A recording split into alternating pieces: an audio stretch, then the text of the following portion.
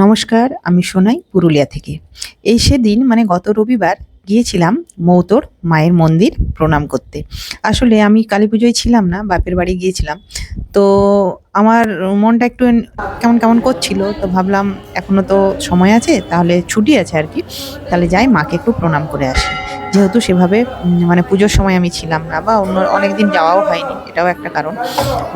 মায়ের একটু প্রণাম করে আসি। তো মৌতোর এসে আসলে এমনিতেই আমার বেশ একটু ভালো লাগে, মনটা অনেক শান্ত হয়।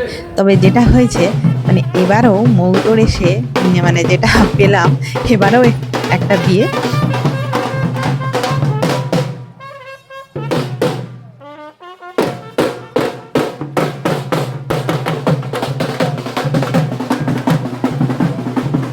বেশ বাজনা বাজিয়ে মোটামুটি আসছিল দেখলাম বরকনে।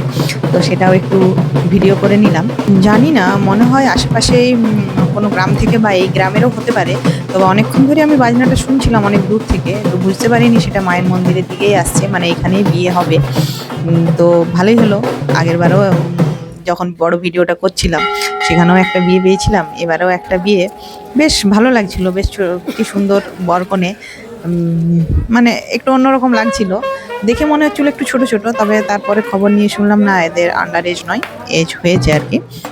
তবে কেননা এখানে এত আন্ডার এজে বিয়ে দেওয়া হয় না, আধার কার্ড সব কিছু ভোটার কার্ড দেখেন তারপরেই বিয়ে দেওয়া হয়। যাই হোক, ভালোই হলো। এদের মানে বিয়ে দেখার ইচ্ছে ছিল, কিন্তু মানে হয়েছে কি, আমরা বিকেলবেলা এসেছিলাম আর আমাদের আর একটু যেতেও হবে অনেকটা রাস্তা।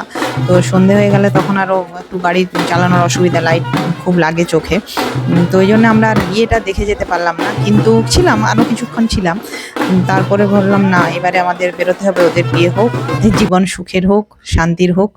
তো মায়ের পায়ে প্রণাম জানিয়ে আমরা আরও বাড়ির উদ্দেশ্যে রওনা হলাম। সকলে ভালো থাকবেন, সুস্থ থাকবেন। ও হ্যাঁ, আরেকটা মায়ের মন্দিরের এই সময়সূচিটা দিয়ে দিলাম, যদি কারো কাজে লাগে। আপনারা অনেকেই আসেন, যদি এটা কারো কাজে লাগে